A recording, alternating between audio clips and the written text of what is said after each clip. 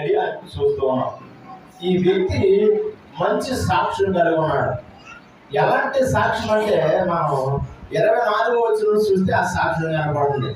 అతడు బంధువులను ముఖ్య స్నేహితులను పిలిపించుకుని వారి కొరకు కనిపెట్టుకుంటూ ఉంటాడు. ఎవరి కొరకు అంటే దేవుని శాత అభిషేకం పొంది, దేవుని శాత పిలువబడి, దేవుని శాత వాడబడుతున్న దైవజనుల కొరకు కనిపెడుతూ ఉన్నాడు. ఈ దినాల్లో చాలా మంది దైవజనుల కొరకు కనిపెట్టలేని పరిస్థితి కనబడుతుంది ప్రియులారా. కాబట్టి ఇక్కడ ఈ ఉదయకాల సమయంలో మనతో ప్రభు మాట్లాడుతూ ఉన్నారు.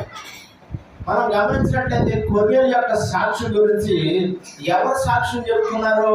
ఇంటి పక్క వారు కాదు, ఈదులో వారు కాదు, గ్రామంలో, వాడకట్లో, కుటుంబంలో పిల్లలు, లేకపోతే పెద్దోడు, అన్నదమ్ములు, అక్కచెల్లెలు కాదు, కానీ సాక్షాత్తు ఇది కలుగును గాక అని చెప్పగలిగిన సమర్థుడైన దేవుడు తన దూతతో కబురు పంపించారు.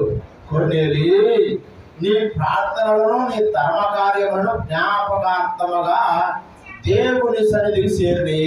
చాలా మంది ధర్మ కార్యాలు చేస్తారు. దేని ధర్మ కార్యాలు చేస్తారంటే పుణ్యవంతదనో, వీరొత్తదనో, ఘనతొత్తదనో, పక్కవారు మెచ్చుకుంటారని చేస్తారని తప్పించి దేవునికి మహిమ కలిగేటట్లుగా ధర్మ కార్యం చేసినట్లుగా కనపడదు. ఇక్కడ ఈ వ్యక్తి ఎవరో ఏదో ఇస్తారని ధర్మ కార్యాలు చేయలేదు, కానీ దేవుని యందు భయభక్తులు కలిగిన వాడు అని ఉంది ఇక్కడ వాక్యంలో. కాబట్టి మనం ఆలోచన చేసినట్లయితే ఎలాంటి సాక్ష్యం మనం కలిగి ఉన్నామా? ఎలాంటి సాక్ష్యాన్ని కలిగి ఉంటే ఇహమందులో పరమందులో ప్రభు మనల్ని ఆశీర్వదిస్తారు.